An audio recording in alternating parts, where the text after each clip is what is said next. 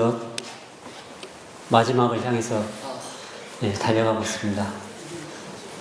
제가 이 집회 세미나에 올 때 정말 마음에 부담이 됐었습니다. 준비하는 시간도 부담이 됐었고요. 그런데 준비하면서 제게 정말 많은 은혜의 시간이 되었었고요.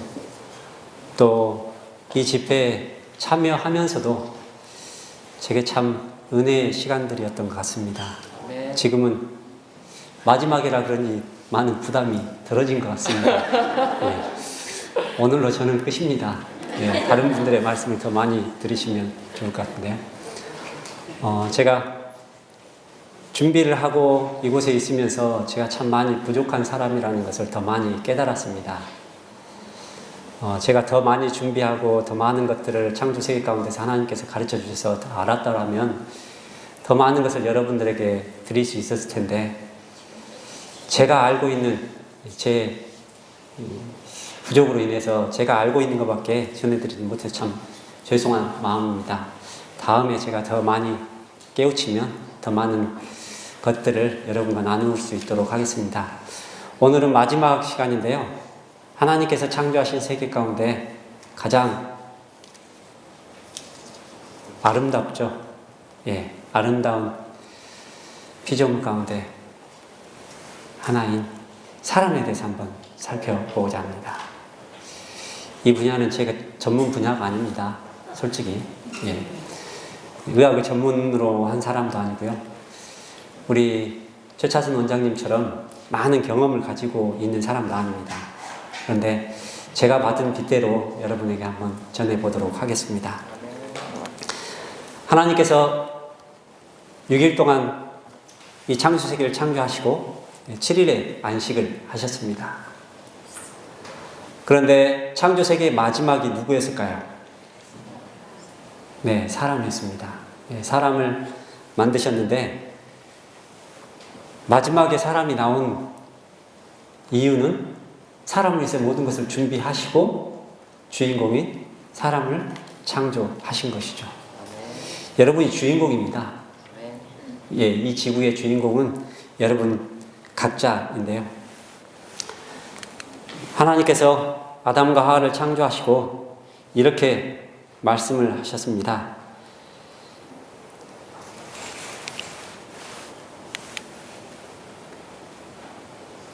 하나님은 그들에게 복을 주시며 그들에게 이르시되 생육하고 번성하여 땅에 충만하라. 땅을 정복하라. 바다의 고기와 공중의 새와 땅에 움직이는 모든 생물을 다스리라 하시니라 라고 말씀을 하십니다. 아담과 하와를 창조하셨을 때 이 땅에서 생육하고 번성하는 것이 그들에게 주어진 복의 근원이었습니다. 영원한 생명 동안 생육하고 번성하는 것이었죠. 그리고 하나님께서 창조하신 모든 세계를 잘 관리하는 게 그들에게 부여된 임무였습니다. 누리면서 사는 게 그들이 해야 되는 일이었죠. 그런데 죄가 들어왔습니다. 그래서 영원한 생명이라는 것을 잃어버렸죠. 그런데 그 안에서도 생육하고 번성하는 일들이 있었습니다. 부조들의 수명입니다. 수명. 여러분, 아담이요 930년을 살았습니다. 그리고 아담의 뒤를 이었던 셋, 에노스, 게난 이런 부조들이 거의 보면 800에서 900년을 살았습니다. 그런데 급격히 줄어들 때가 있었죠. 노아 이후에 셈에서부터 급격히 줄어듭니다. 여러분, 죄를 가지고 900년을 산다는 게 행복한 시간일까요? 불행한 시간일까요? 불행한 시간. 아주 불행한 시간일 것입니다. 그런데도 하나님의 은혜 가운데서 저렇게 900년을 살았는데 이 900년 장시간 살다 보니까 죄가 어떻게 됐을까요? 더욱더 팽만해졌습니다. 그래서 하나님께서 인류를 물로 심판을 하시죠. 심판하시고 나서 뭘 허락하시냐면 식물로 육식을 허용하십니다. 그 이유 가운데 하나가 죄 가운데 900년 넘게 사는 것이 인간에게 고통이기 때문에 그 고통을 줄여주시기 위한 하나님의 섭리로 육식이 허용됨으로 인간의 수명들이 확 줄어듭니다. 그리고 지금 우리는 몇 세 정도 사나요? 네, 80, 90, 100 이렇게 사시죠. 그런데 우리가 죄인인 우리가 영원히 살 수 있을까요? 지금 이 땅에서? 죄를 가진 존재에게는요, 오래 사는 게 결코 복이 아니라는 것입니다. 하나님께서 죄의 삭은 사망이라고 하셨는데 그 다음 말씀이 중요합니다. 하나님의 은사는 그리스도 예수 우리 주 안에 있는 영생이니라 라고 말씀을 하시죠. 죄인에게 주어진 것은 사망입니다. 그래서 반드시 죄인은 죽게 되어 있어요. 물론 살아서 예수님을 영접할 분도 있습니다. 그렇지만 죄의 삭은 사망이고 한 번 죽는 것은 죄인에게 정해진 운명입니다. 그런데 그 후에 분명히 심판이 있고 그 심판의 결과로 영원한 생명과 영원한 멸망이라는 두 부류로 나뉘게 된다는 것입니다. 그런데 하나님께 주시는 은혜는 무엇이냐면 그리스도 예수 안에 있는 영원한 생명이라는 것입니다. 우리가 이 땅을 살아가면서 내가 사는 동안 잘 먹고 잘 살면 되지 이유는 뭐하는데 생각을 하냐는 말을 제가 가끔 듣습니다. 근데 그게 하나님의 뜻일까요? 그게 아니라는 것이죠. 어떠한 죄인도 그리스도 안에 있는 영원한 생명을 얻기를 바라시는 게 하나님의 마음이라는 것입니다. 그래서 우리가 살아가는 데 있어서 내가 언제 죽고 언제까지 사느냐 이게 중요한 게 아니라는 것입니다. 우리에게 정말 중요한 것은 내가 그리스도 안에 있는 영원한 생명을 지금 붙들고 살아가느냐 이것이 더 중요하다는 것을 우리 마음속에 꼭 기억하시면 감사하겠습니다.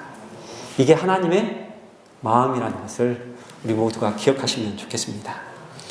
하나님께서 아담과 하와를 창조하셨는데요.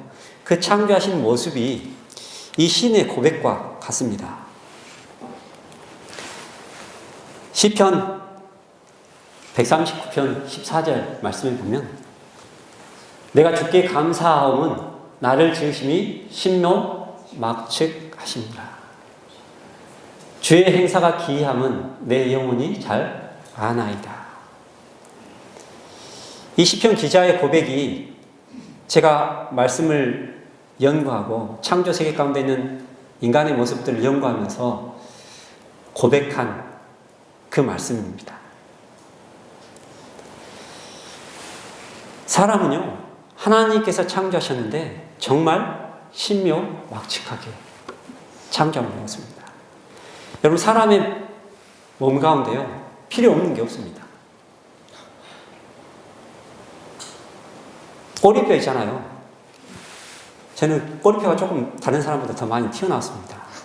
예, 살이 없어서 그런지. 그래서 앉아있으면 불편해요. 그렇지만 꼬리뼈가 없으면 사람의 무게중심을 잘 못 잡습니다. 그렇게 만들어져 있어요. 그리고 우리가 자주 보는 손톱 있잖아요. 자꾸 자라죠. 자라면 계속 잘라줘야 되잖아요. 우리를 귀찮게 하는 것처럼 보입니다. 그런데 이 손톱이 없으면 우리 손톱 끝을 보호해 주기가 어려워요.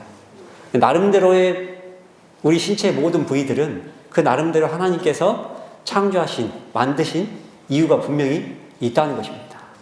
그 모든 것을 알면 정말 신묘막측해요.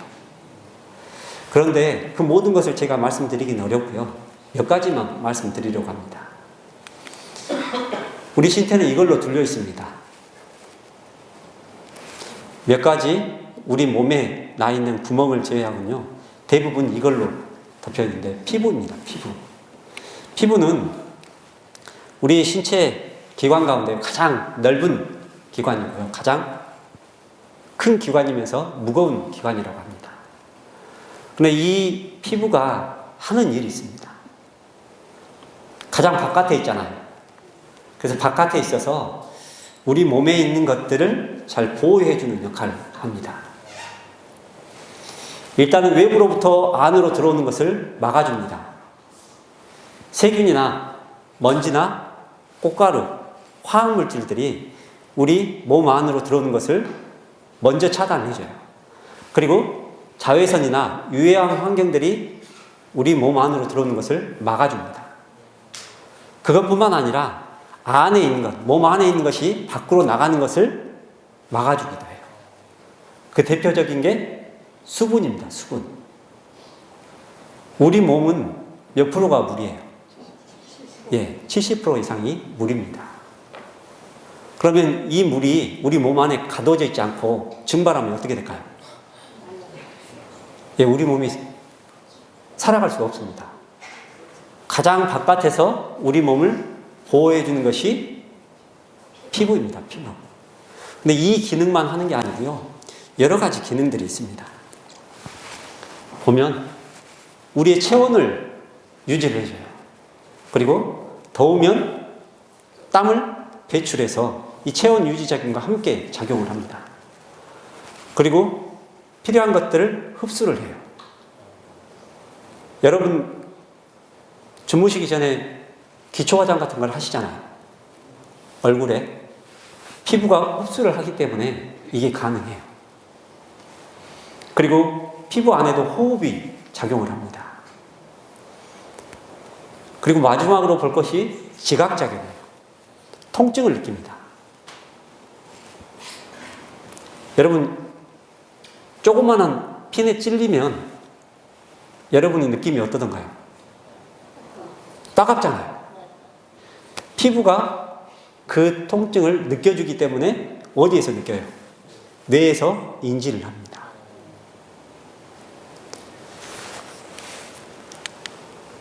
피부가 하는 중요한 역할 가운데 하나가 통증을 느껴주는 거예요. 여러분 통증을 안 느끼면 우리 몸에 좋을까요? 안 좋을까요? 통증을 많이 안 느끼시는 분은 이렇게 생각할지도 몰라요. 그런데 통증을 어마어마하게 많이 느끼는 사람은 아예 통증을 못 느꼈으면 좋겠다고 생각할 수도 있어요. 그런데 통증을 못 느끼면 실제로 우리 몸이 많은 해로운 영향들을 미칩니다. 뜨거운데 뜨거운 걸 못 느껴보세요. 그러면 피부가 죽어버립니다. 그만큼 우리의 통증은 중요해요. 그런데 피부만 통증을 느끼는 게 아닙니다. 피부만 통증을 느끼는 게 아니고 피부 안에도 장기들이 있습니다. 장기 안에도 이 통증을 느끼는 수용체들이 있어요. 그래서 그 수용체들을 통해서 뇌에서 인지를 하면 통증을 느낍니다. 우리가 통증을 느낄 때 뭘로 이 통증을 느끼지 않도록 하나요? 내가 아프다고 병원에 가면 병원에서 뭘 처방을 해주죠? 네, 진통제를 줍니다. 그런데 진통제 가운데서도 가장 강한 게 뭐냐면 몰핀입니다. 몰핀. 이 몰핀이 마약성 진통제입니다. 그래서 통증이 심하면 저 몰핀을 통해서 통증을 못 느끼도록 그렇게 작용을 하고 있어요. 그런데 저 몰핀을 자꾸 사용을 하잖아요. 그러면 부작용이 생깁니다. 내성이 생겨요. 그래서 똑같은 통증을 없애려면 계속 몰핀을 사용하다 보면 더 많은 양의 몰핀을 사용해야 돼요. 내성이 생기는 것이죠.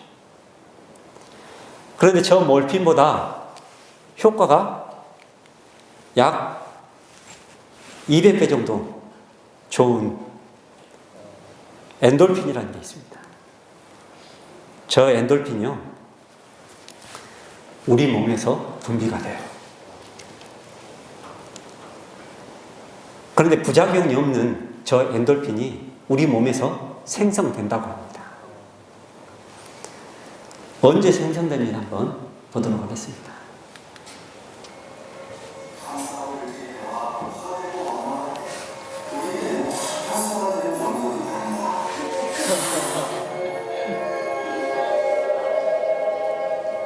화를 내면 교감신경계가 자극돼 안면다리 같은 신경전달 요소를 분비하고 이것이 다시 부신을 자극해 스트레스 호르몬인 권티졸을 분비하게 되는데요. 이로 인해 혈액이 근육적으로 보이면서 혈압과 혈관이 올라가고 심장박동이 빨라지게 됩니다.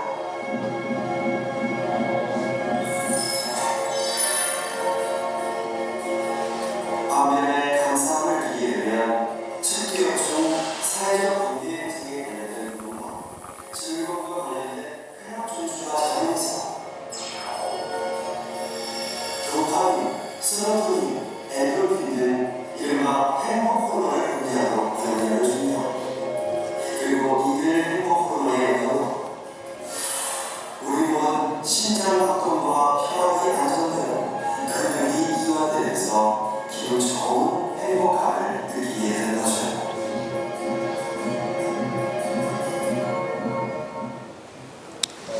예, 마약성 진통제인 몰핀보다 200배나 더 성능이 좋은, 효능이 좋은 엔돌핀이 언제 분비된다고요?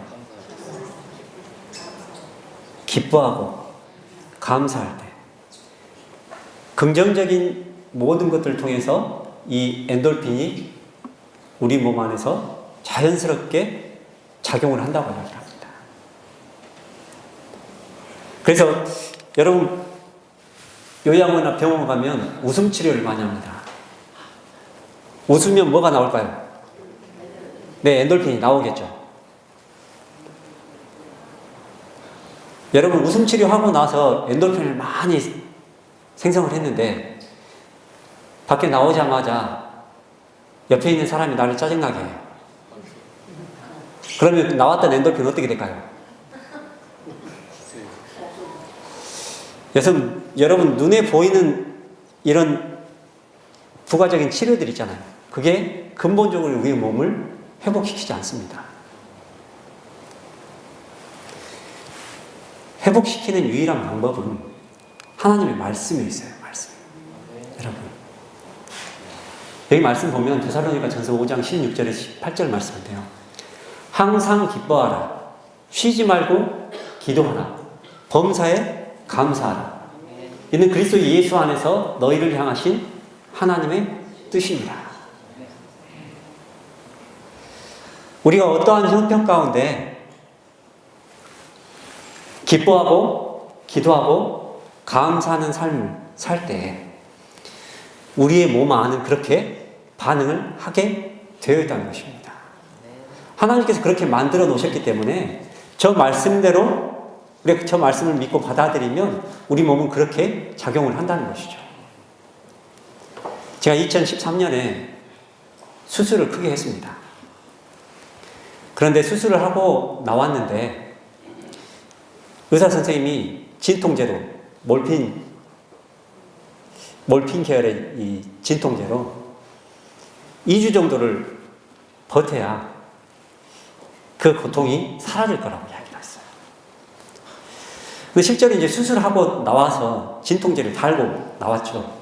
그런데 수술하는 순간부터 이틀까지는 진통제를 맞고 있는데도 어떤 느낌이었냐면 내 몸이 땅바닥으로 가라앉는 느낌이었어요. 그만큼 고통스럽습니다. 그런데 일주일 정도 딱 지났는데 제가 하루에 진통제를 4번을 맞았어요. 4번. 빼지 않고 24시간을 맞았습니다. 근데 한 일주일 정도 딱 지났는데 내성이 생긴다고 말씀드렸잖아요. 예. 4번을 맞아가지고는 내 몸의 고통이 안 감해져요. 너무 아프잖아요. 그래서 간호사분들한테 자꾸 이야기를 했습니다. 아프니까 진통제를 더 놔주라고. 근데 의사 선생님이 있으면 처방을 해주는데 처방전이 없으면 몰핀성, 이 마약성 진통제는 처방을 안 해줍니다. 간호사들이 그걸 치료를 못 해주게 돼 있어요. 그런데 이 몰핀보다 조금 약한 패치형 진통제가 있었어요. 근데 이것은 이야기를 하면 되는 것 같아서요. 그래서 이 간호사가 이거라도 붙이고 있으라고. 나중에 의사 선생님이 오면 처방 받아가지고 다시 처방을 해주겠다고. 근데 이 문제는 뭐냐면 이 패치가 약효를 발휘하는데 2시간 지나야 돼요. 어떻게? 그러면 2시간 내내 제가 지금 고통 가운데 있어야 되잖아요. 그래서 아파서 고통스럽다고 부르짖고 있는데 옆에서 평가하는 아내가 자꾸 기도하라고 그래요. 제 속으로 그 말을 듣고 어떤 생각이 들었을까요?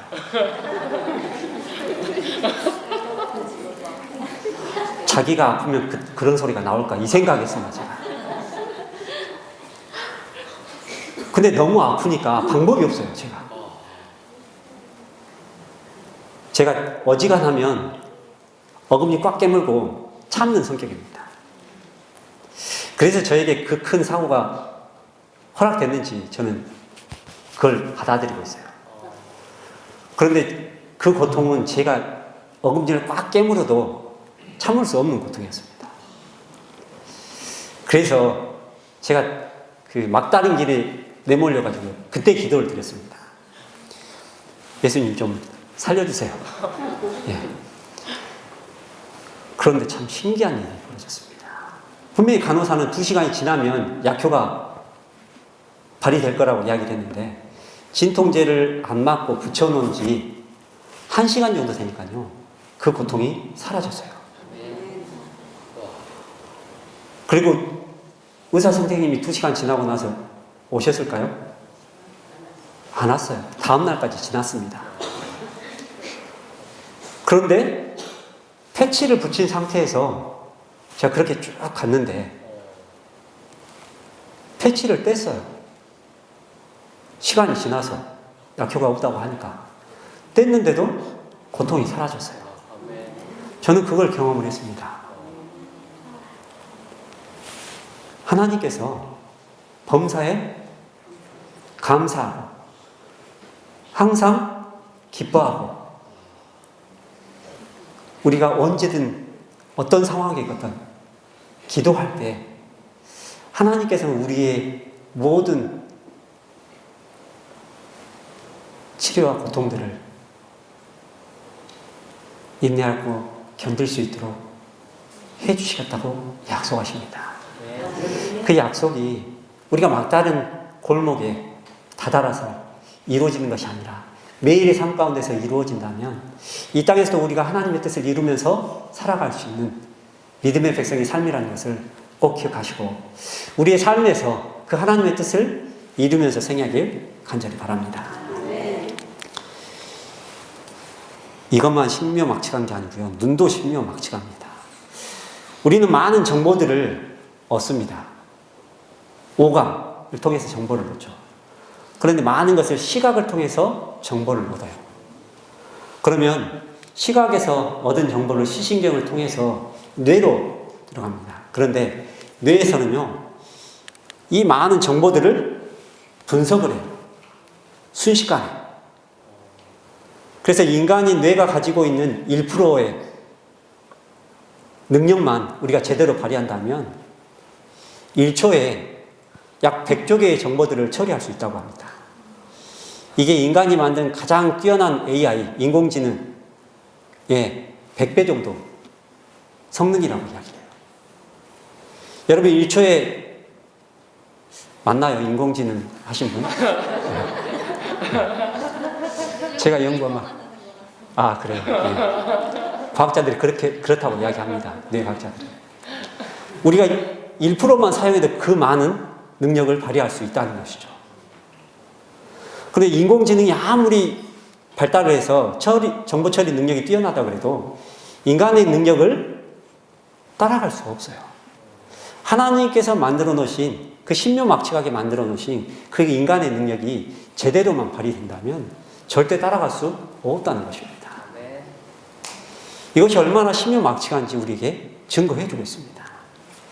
그것뿐만 아니라 우리의 혈관도 그렇습니다.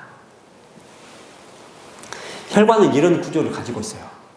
동맥과 정맥이 있죠. 모세혈관도 있습니다. 그런데 같은 혈관인데 정맥에는 무엇이 있냐면 여기 보면 내피가 있습니다. 저 내피는 피가 역류하는 것, 혈액이 역류하는 것을 막아줘요. 아주 섬세하게 그렇게 디자인되고 만들어졌다는 것입니다. 그런데 이 혈관의 길이가 얼마 정도 되냐면, 여러분 몇 킬로 나요? 약 12만 킬로입니다. 저 12만 킬로를 어느 정도의 시간에 한 바퀴 순환을 하냐면 1분에 한 바퀴를 돌아요. 시속으로 계산하면 600만 킬로입니다. 아마 비행기보다 더 빠를 겁니다. 그러죠. 여러분, 어마어마한 속도로 저렇게 우리의 몸을 혈액이 순환하고 있습니다. 뭘 통해서요? 혈관을 통해서요. 그래서 우리 신체는 뭐라고 이야기를 하냐면 소우주라고 이야기를 해요. 지구를 3바퀴를 돕니다. 지구 둘레가 약 4만 킬로미터 정도 되거든요. 그런데 이 지구를 혈관이 3바퀴를 돌고 있어요. 이 작은 175밖에 안 되는 이 키에 12만 킬로에 지구를 3바퀴 돌 수 있는 혈관이 이 안에 있다는 것입니다.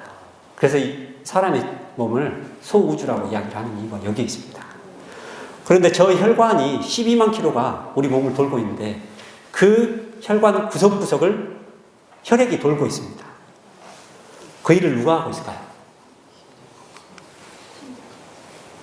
네, 심장이 이렇게 하고 있기 때문에 그렇습니다. 이렇게 하고 있어요. 이렇게 하는 게 도대체 얼마나 많은 일을 하고 있을까? 여러분 잼잼이 해보셨습니까? 이렇게 잼잼이? 이거 잼잼이 1분간 한번 해보세요. 1분간 해보면 어디가 좀 뻐근하시죠? 이렇게 잼잼이 하면 근육이 움직입니다. 근육이 움직이기 때문에 안 쓰는 근육이 움직이면 우리가 오랜 시간 못 해요.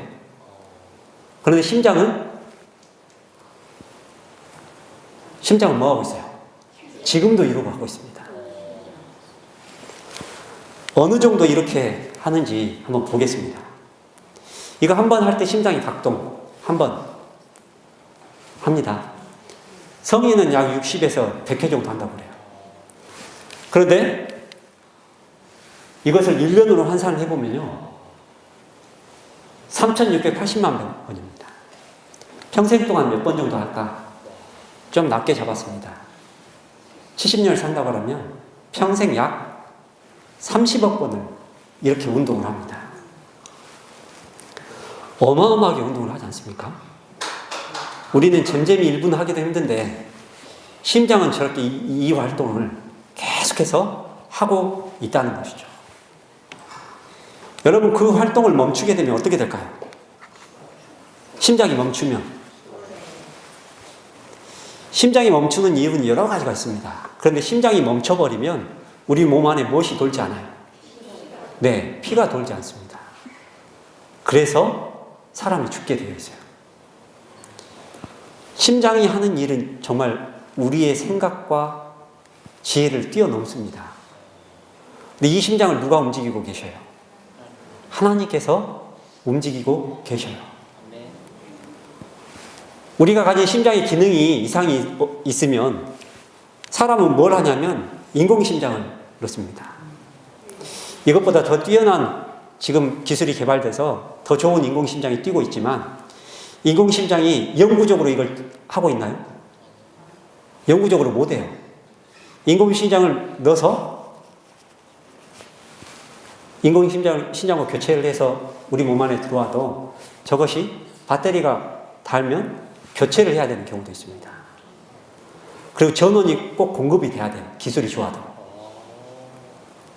인공적으로 넣어놨기 때문에 저게 뛸 수 있는 전원, 배터리 같은 게 공급이 되어야 돼요. 안에다 배터리를 넣건 밖으로 빼서 전원 장치를 달고 다니건 전원이 들어가야만 저게 움직인다는 거죠. 그런데 저 전원을 하나님께서 끊임없이 공급해 주셔서 심장이 뛸 수 있는 작동을 오늘도 지금 우리가 하고 있다는 것입니다. 이게 하나님께서 만들어 놓으신 창조의 결작품 가운데 있는 우리의 기능이라는 것이죠. 여러분, 감사하지 않을 게 없습니다. 이걸 생각하면. 그런데 우리가 눈여겨봐야 되는 말씀이 있습니다. 이 말씀이에요. 레위기 17장 11절 말씀인데요. 육체의 생명은 피에 있습니다. 내가 이 피를 너희에게 주어 단에 뿌려 너희의 생명을 위하여 속하게 하였나니 생명이 피에 있으므로 피가 죄를 속하느니라. 우리의 생명은 어디에 있다고요? 피에 있어요. 근데 이 피를 가진 이 생명이, 죄인은 죽어야 되는데 그 죽어야 되는 나의 죽음을 대신해서 예수님께서 피 흘려 주시겠다는 약속입니다. 이 말씀은 그리스도의 대속을 이야기해요. 내가 흘려야 할 피를 예수님께서 대신 흘려주시겠다는 약속입니다. 그런데 여기서 우리가 눈여겨봐야 되는 게 뭐냐면 우리의 생명이 어디에 있다고요? 피에 있다는 것입니다. 우리 신체에도 똑같습니다. 여러분, 우리의 생명이 어디에 있다고요? 피에 있습니다. 우리 신체에 실제로 피가 없으면 사람이 살 수가 없습니다. 피가 20% 정도 빠지잖아요. 그러면 사람에게 쇼크가 온다고 합니다. 사람은 보통 몸무게의 8% 정도의 혈액을 가지고 있어요. 근데 20%가 빠지면 쇼크가 오는데요. 30% 정도가 빠지면 사람은 죽습니다. 사망해요. 실제로 우리가 살아가는 데 있어서 우리의 생명은 피에 있습니다. 근데 이 피가 이렇게 원심비율로 분리를 하잖아요. 그러면 이렇게 구분이 돼요. 적혈구, 백혈구, 혈장 이렇게. 그리고 피 안에는 헤모글로빈, 이 적혈구 안에 헤모글로빈이 있습니다. 이 헤모글로빈이 철분과 함께 산소를 공급해줘서 우리가 숨을 쉬면서 살아갈 수 있습니다. 우리 호흡기로 들어오는 산소를 혈액이 운반해주기 때문에 우리가 숨을 쉬면서 살아가고 있는 것이죠. 그리고 혈액 안에는 이런 것들이 있습니다. 조혈모세포에서요, 이렇게 골수구개와 림프구개가 있는데 그 안에서 혈소판, 적혈구, 백혈구가 있고요. 백혈구 안에는 여러 가지 세포들이 있습니다.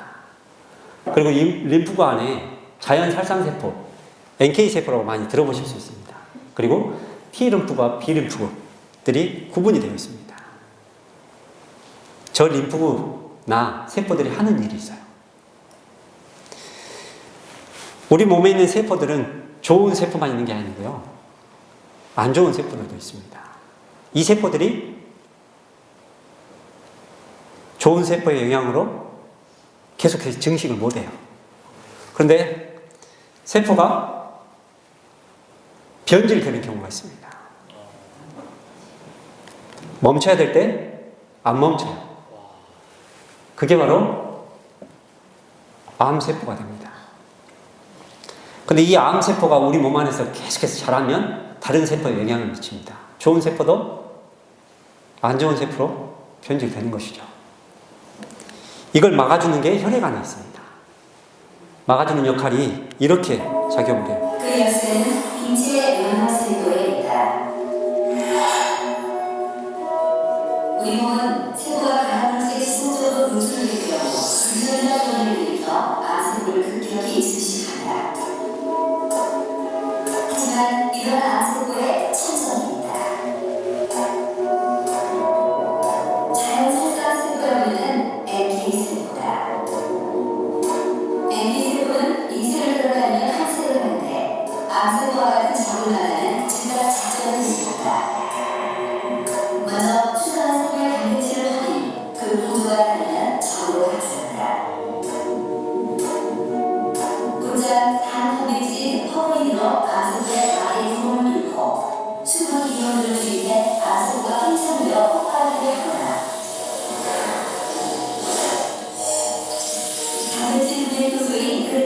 펴 자체의 숨을 합니다.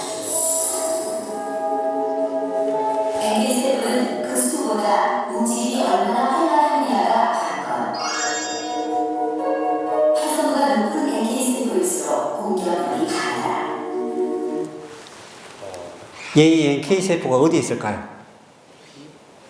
예, 혈액 안에 있습니다. 림프구개에서 생성되는 저 NK세포가 우리 몸 안에 있는 세포에 변질된 것들을 다 죽이면서 우리 몸을 방어해주고 있다는 것이죠. 많고 적고가 중요한 게 아니라 잘 움직이는지 이것이 더 중요하다는 것입니다. 그 NK세포가 혈액 안에 있다는 거예요. 근데 세포의 변질뿐만 아니라 우리 몸 안에는 많은 것들이 작용을 합니다. 우리가 숨 쉴 때 무엇도 들어올까요? 바이러스를 들어옵니다.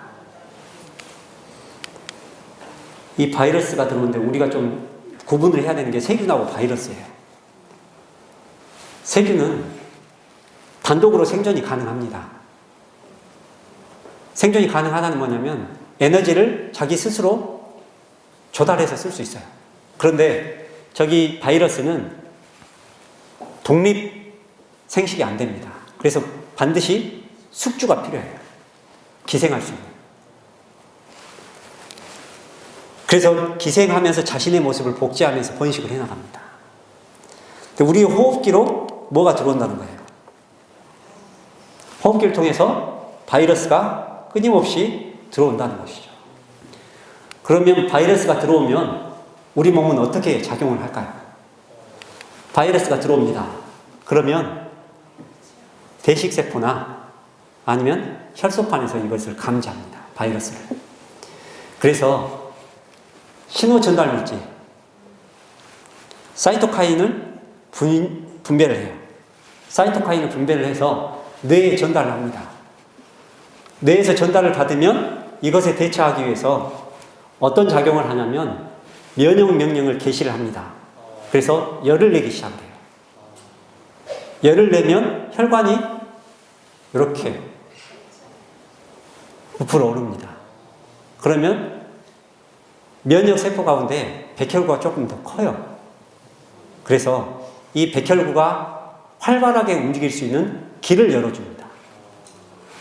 그래서 백혈구들이 바이러스를 공격할 수 있도록 길을 열어줘요. 뭘 해서요? 몸 안에 있는 열을 내서. 그래서 바이러스를 공격을 하는데 저렇게 공격을 해도 안 되면 3차로 감염된 세포를 대식세포나 이런 것들이 공격을 합니다. 그리고 T림프구도 공격을 해요. 그래서 저 바이러스를 물리칩니다. 물리친 정보를 누구에게 전달해 주냐면 B림프구에 전달해 줘요. 스파이크 단백질이라고 들어보셨죠? 네, 그 단백질을 생성을 해서 B림프구가 기억을 해 놓습니다. 그래서 저 바이러스가 오면 1차부터 3차 면역체계를 생략을 해요. 그리고 바로 4차 면역체계로 활성화됩니다. 그래서 항체가 바로 공격을 해서 바이러스의 공격으로부터 바로 우리 몸을 보호하도록 하는 게 우리 몸 안에 있는 혈액들이 하는 일입니다. 근데 그 과정에 무엇이 발생을 하냐면 흔히 이런 현상이 발생합니다. 기침도 하시죠? 바이러스 공격할 때 콧물도 나옵니다. 열도 나요. 이 모든 것들이 면역 반응 가운데 있는 하나라는 것입니다. 우리 몸 안에서 일으키는 면역 반응 가운데 하나라고 이야기해요. 제가 이야기하는 게 아니고 과학자들이 이야기를 합니다. 이 책은 하버드 의과대학에서 사용하는 가정건강 가이드라는 책인데요. 이 책 871페이지에는요. 발열, 우리 몸에서 일어나는 열, 그것에 대해서 이야기를 하는데 발열은 체온이 정상 범위보다 높은 상태로 인체가 감염원과 싸우는 가장 효과적인 방법이며 감염이 되면 병원체와 맞서 싸우는 백혈구가 활성화되어 체온 조절 기관인 뇌에 신호를 보내고 뇌에서 체온을 올리게 하는 물질을 분비하여 발생하는 것을 이야기합니다. 우리 몸이 면역 반응을 할 수 있도록 일어나는 자연스러운 현상이라는 것이죠. 그리고 또 우리가 뭘 하나요? 기침합니다. 기침. 호흡기학이라는 책 77페이지는요. 기침에 대해서 이렇게 이야기합니다. 기침이란 정상인에게서도 나타나는 중요한 생리적 방어 기전으로 기도로 들어온 이물질이나 과도한 기도 분비물을 제거하기 위한 갑작스럽고 폭발적인 호흡기 반응이다. 내뱉는 반응이라고 이야기를 합니다. 뭔가 우리 몸 안에 이물질이 들어오면 밖으로 내뱉기 위해서 기침을 한다는 것이죠. 그 기침하는 과정 가운데 뭐도 나오나요? 침도 나올 뿐만 아니라 가래도 나올 때가 있습니다. 가래가 나오는데 이 가래는 뭐냐? 자연스러운 면역 반응 가운데 하나예요. 면역세포가 이 면역 반응을 일으키지 못하면 다른 이물질이 기침과 가래를 통해서 밖으로 불출이 되도록 해놓으셨습니다. 하나님께서. 그리고 우리 몸에서 나오는 콧물 있잖아요. 이 콧물도 면역력의 힘이라는 책 20페이지는요. 콧물이 무엇인지 우리에게 이야기합니다. 감기 초기에 코에서 발생하는 카타르성 염증으로 림프구가 이 이물질과 싸우는 과정에서 발생하는 카타르성 염증이 발생하여 이 염증이 생기면 점액이 배출되고 세포의 표피가 붕괴되는데 카타르성 염증은 우리 몸의 이상 신호가 아니라 림프구가 이물질을 상대하면서 생기는 자연스러운 물질이다라고 이야기를 하고 있습니다. 그래서 뭔가 바이러스가 공격했을 때 우리 몸 안에서 일어나는 기침, 발열, 콧물 이 모든 것들이 자연스러운 면역 반응 가운데 하나라는 것입니다. 우리 눈에 보이지 않지만 혈액 안에서, 피 안에서 이 모든 일들을 하고 있다는 것이죠. 그런데 여러분 바이러스가 공격했을 때 내 몸이 열나고 기침하고 콧물이 나면 여러분 어떻게 하세요? 예, 그렇죠. 약을 드시잖아요. 예. 그런데 우리가 자주 먹는 이 종합감기약 있죠. 종합감기약이 더 위험합니다. 예. 드시려면 하나만 드세요, 하나만. 안 드시는 게 더 좋습니다. 스테로이드 계열의 약물이 들어오게 되면 뇌의 면역 개시 명령을 무력화시킵니다. 자꾸 스테로이드 계열의 약물을 먹다 보면 이 명령 자체가 전달이 잘 안 돼요. 내성이 생긴다는 것이죠. 그리고 브루펜이나 타이레놀, 해열제 먹잖아요. 그러면 정상 면역을 저지하고 방해합니다. 이 백혈구가 활발하게 가서 면역작용을 해야 되는데 혈관이 늘어나야 되잖아요. 그래야 백혈구가 많은 양이 갈 수 있습니다. 그런데 열이 나고 있는데 해열제로 열을 식혀보세요. 그러면 혈관이 부풀어오지 않습니다. 그러면 백혈구가 빨리 가서 면역작용을 해야 되는데 더디 갈 수밖에 없습니다. 길이 막혀있기 때문에 천천히 갈 수밖에 없어요. 우리는 자연적인 면역을 키우는 것이 아니라 자꾸 인위적인 걸 뭘 넣어가지고 이 면역작용을 방해하고 있다는 것이죠.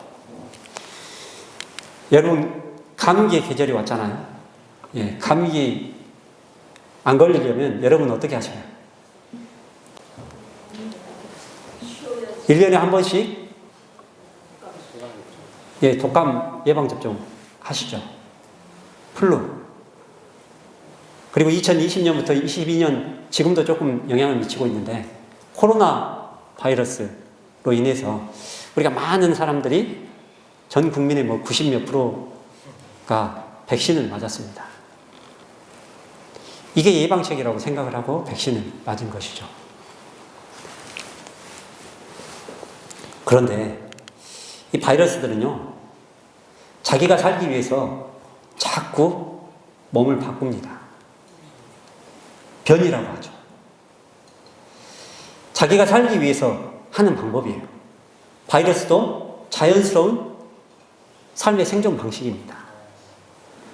그런데 백신을 만들면 인위적으로 항체를 만들어 놓으면 변종된 바이러스, 이 바이러스 이겨낼까요? 못 이겨낼까요?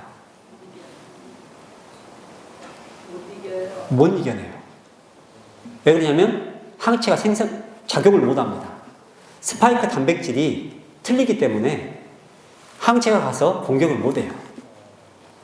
조그마한 변이가 있어도 그런 현상이 일어난다는 거죠. 근데 백신 개발하려면 몇 년 걸려요? 변이는 몇 년 걸릴까요? 짧게는 수개월이면 되고요. 길게는 1년, 수년입니다. 뭐가 더 빨리 변할까요? 바이러스가 더 빨리 변합니다. 그렇기 때문에 백신으로는 우리가 이 면역체계 안에서 해결을 할 수가 없어요. 자꾸 이렇게 우리가 의학에 의존하는 것은 물론 다른 의미도 있긴 하지만 경제적인 논리가 많이 좌우합니다. 자본주의 사회다 보면 경제 논리를 빼고는 이야기가 잘 안 돼요. 의학계도 이런 경제 논리가 작용을 하고 있습니다. 그 이면에는 예언의 성취가 따라가기도 합니다. 제가 이 시간에 그 부분에 대해서 다루려고 하는 게 아니고요. 제가 드리고 싶은 말은 뭐냐면 우리 몸은 하나님께서 창조하신 그 섭리 안에 딱 들어가게 되면 우리 몸이 스스로 방어할 수 있도록 만들어졌다는 것입니다. 그래서 의학을 공부하는 의사들도요, 이렇게 고백을 해요. 전체 의학자는 아니지만 그 가운데 정말 양심 있고 제대로 아시는 분들은 이렇게 고백을 합니다. 나는 현대의학을 믿지 않는다. 직접 의사가 쓴 책이고요. 의사가 환자를 만들고 약이 병을 키운다. 의학의 과학적 한계. 이것은 일부입니다. 그런데 많은 의사들도 현대의학을 맹신하진 않습니다. 왜 그러냐면 현대의학으로 아픈 사람들을 고치질 못해요. 증상을 완화시킬 수 있습니다. 그렇지만 온전하게 고칠 수는 없어요. 그게 인간의 한계이기 때문에 그렇습니다. 그런데 하나님께서는 질병으로 고통당하는 이 백성들에게 이렇게 말씀하셔요. 출애굽기 15장 26절 말씀인데요. 가라사대 너희가 너희의 하나님 나 여호와의 말을 청종하고 나의 보기에 의를 행하며 내 계명에 귀를 기울이며 내 모든 규례를 지키면 내가 애굽 사람에게 내린 모든 질병에 하나도 너희에게 내리지 아니하리니 나는 너희를 치료하는 여호와입니다. 너희가 세상에 눈에 보이는 것들을 보면서 가지 말고 누구를 보라는 거예요? 치료자 되시는 여호와 하나님께로 돌아오라는 것입니다. 여러분, 제가 사용하는 노트북이 고장났습니다. 그러면 제가 노트북이 고장나면 어디로 갈까요? 제가 가지고 있는 이 노트북은 L4 겁니다. L4. 그런데 고장났다고 해서 아무 대리점이나 가도 될까요? S사로 갈 수도 있습니다. 어디가 고장났는지 진단을 받을 수 있어요. 그런데 고치는 게 가능할까요? 못할까요? 예, 부품이 없어서 못 고칩니다. 내가 어디가 고장났는지 알지만 만든 데서 가가지고 고치지 않으면 다른 데 가가지고 절대 못 고칩니다. 증상은 알 수 있어요. 그렇지만 고치는 것은 불가능하다는 것이죠. 부품이 없거든요. 만든 제조사에 부품이 있습니다. 그렇기 때문에 그 부품이 고장나면 그 제조사를 가서 고치는 것입니다. 여러분, 치료하는 여호와라는 이 말씀은 무엇이냐면 내가 너를 만들었다는 이야기입니다. 그래서 너희가 어디가 고장나면 만든 나에게 오라는 것이죠. 나의 방법을 따르라는 것입니다. 치료하는 여호와 앞에 있는 것이 중요합니다. 여러분, 이 말씀에 보면 앞에 있는 말씀이 더 중요해요. 그냥 치료하는 여호와라는 말씀이 아니라 어떻게 하면 치료하는 여호와로 너희에게 임하시겠다는 거예요. 앞에 것들이 지켜지면입니다. 하나님께서 정하신 법칙들을 따라가면 이 일들은 자연스럽게 이루어진다는 것이죠, 여러분. 여러분, 예수님께서 이 땅에 오셨을 때요, 많은 병자들이 예수님께 갔습니다. 그런데 그 병자 가운데 치료함을 받지 못한 사람이 몇 명이나 있을까요?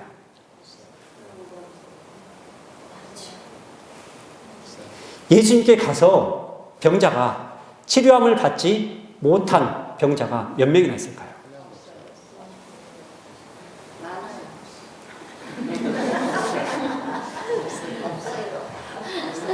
치료함을 받지 못한 환자가 한 명도 없습니다.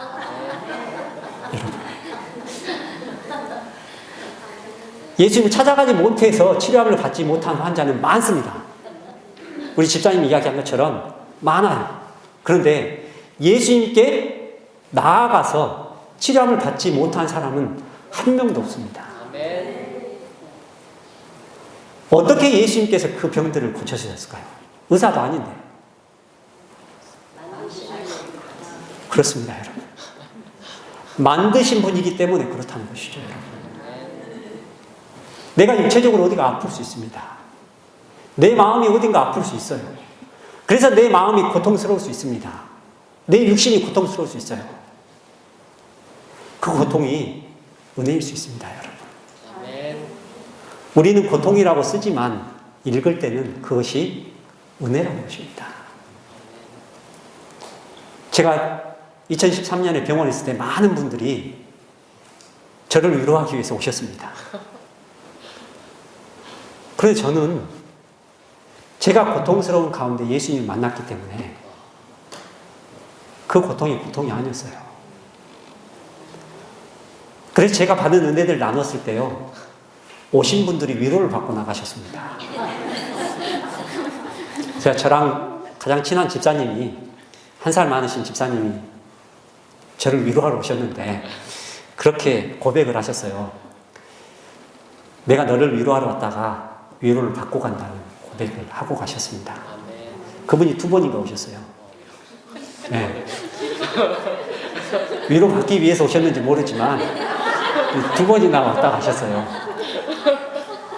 여러분, 내가 고통 가운데 있을 때 옆에 있는 사람들은 압니다. 그런데 그 고통 가운데서 내가 예수님을 만나고 치료자 되시는 예수님과 동행함으로 인해서 그 은혜를 경험하면 옆에 사람들에게도 똑같이 은혜가 된다는 것을 우리에게 가르쳐주고 있습니다.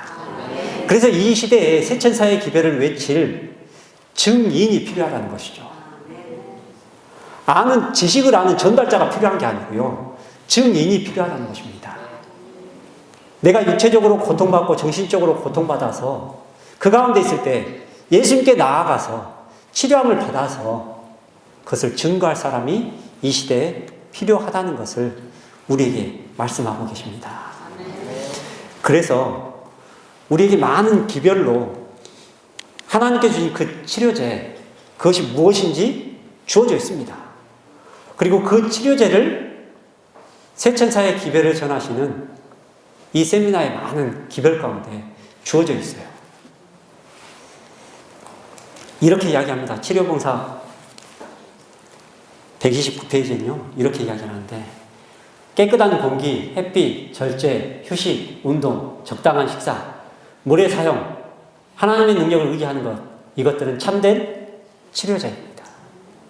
세상에 있는 치료제 가운데 인간이 주는 치료제가 아니라 하나님께서 창조하신 세계 가운데서 줄 수 있는, 하나님께서 창조하신 인간에게 주실 수 있는 참된 치료제로 이렇게 주어졌다는 것입니다. 우리에게 처방전이 주어진 것이죠. 참된 의사이신 예수님께로부터 이 처방전이 주어져 있다는 것입니다. 모든 사람은 천연계의 치유력에 대한 지식을 알고 그것을 적용하는 방법을 알아야 한다라고 말씀하고 계십니다. 그걸 알기 위해서 지금 이 자리에 있고요. 그걸 경험하기 위해서 이 자리에 있고, 경험한 사람들이 증언하도록 부르심을 받아서 이 자리에 있다는 것입니다. 치료제가 주어졌으면 어떻게 해야 될까요? 우리는 그 치료제를 믿고 사용해야죠. 의학적인 용어로 이런 현상이 있다고 합니다. 플라시보 현상하고요, 노시보 현상이라고 그래요. 위약 효과라고 하는데 플라시보 현상이죠. 의사가 처방전을 내렸습니다. 그런데 그 처방전이 무엇이건 상관없이 그 약의 효능을 믿으면 효과가 있다는 거예요. 선생님이 주신 약 덕분에 우울증이 깨끗이 나았대요. 의사 선생님이 와서.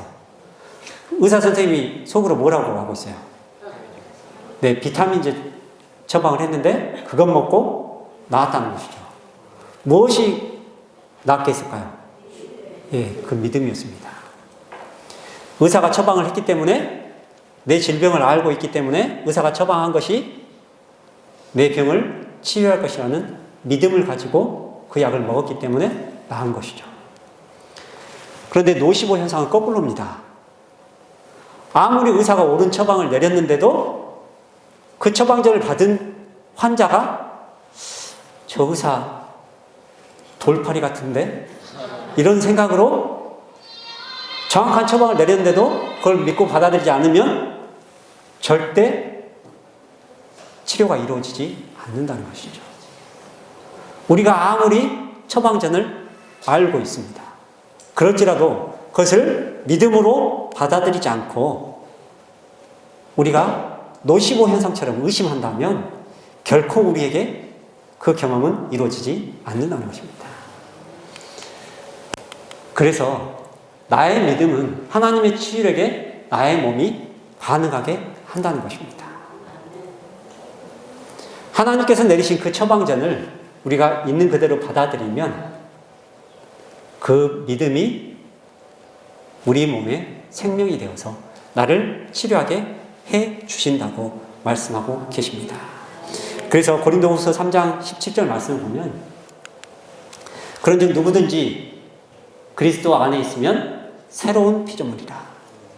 이전 것은 지나갔으니 보라 새 것이 되었도다. 이 말씀 안에는 우리가 그리스도 안에 거할 때 우리가 어떤 존재로 바뀔 수 있는지를 가르쳐 줍니다. 우리의 육신의 질병이나 마음의 질병까지도 새로운 피조물로 바뀔 수 있는 것은 우리가 하나님께서 주시는 그 처방전, 예수 그리스도, 창조주신 그 예수 그리스도, 치료자 되시는 예수 그리스도 안에 거할 때 이 모든 것들이 이루어진다는 것을 우리에게 약속하고 계십니다. 그래서 창조 세계가 하나님의 사랑, 그 모든 것들을 우리에게 가르쳐 주고 있습니다. 만드신 분이 고치시는 그 사랑까지도 우리에게 보여주고 있다는 것이고, 하나님께서 주신 그 치료제 모든 것들이 하나님의 사랑을 담고 있다는 것입니다. 그래서 우리가 끊임없이 창조 세계 가운데서 그 사랑을 느낄 때 우리의 몸과 마음이 다 회복이 된다는 것입니다. 그래서 하나님께서 창조 세계를 통해서 우리에게 사랑을 끊임없이 보여주십니다. 물론 성경 말씀을 통해서 우리에게 구구절절히 다 이야기하고 계실 뿐만 아니라 창조 세계를 통해서 보여주십니다. 그런데 그 창조주 하나님의 사랑을 우리 마음 가운데 깨닫고 그 창조주 하나님을 사랑하게 되면 우리가 그 이후에는 창조 세계가 다르게 본다는 것이죠. 나의 문화유산 답사기를 쓴 유원준 교수가 이렇게 이야기합니다. 사랑하면 알게 되고 알게 되면 보이나니 그때 보는 것은 전과 같지 않으리라. 6일이라는 시간 동안 6번의 시간 동안 여러분이 하나님의 창조 세계 가운데 있는 하나님의 사랑, 섭리 이 모든 것들을 미약하지만 배우셨습니다. 들으셨다는 것이죠. 그 사랑을 아셨다면 그 전에 보이는 창조 세계가 지금은 다르게 보이실 것입니다. 그 다르게 보이는 시선으로 창조 세계를 바라봄으로 인하여 우리의 삶이 창조주 하나님, 우리의 치료자 되시는 하나님께 온 마음을 다해서 나아갈 수 있는 믿음까지 자라나기를 간절히 바라면서 저에게 주어 시간을 마치도록 하겠습니다. 기도드리겠습니다. 하늘에 계신 우리 아버지, 우리의 치료자 되시는 예수님을 우리의 신체를 통하여 가르쳐 주심에 감사드립니다. 우리가 육체적으로 아플 때, 마음이 병들었을 때 치료자 되신 예수님께 나아가서 치료함을 받는 우리의 삶이 될 수 있도록 함께하여 주시옵소서. 우리를 치료하시는 그 예수님의 사랑을 우리 마음 가운데 새기고, 그 사랑으로 인하여 하나님께서 창조하신 이 세계를 하나님의 마음으로 바라봄으로 인하여 우리의 믿음이 예수님께서 재림하실 때까지 끝까지 이어질 수 있도록 능력으로 함께하여 주시옵소서. 우리의 창조자 되시며 치료자 되시는 예수 그리스도의 이름으로 간절히 기도드리옵나이다. 아멘.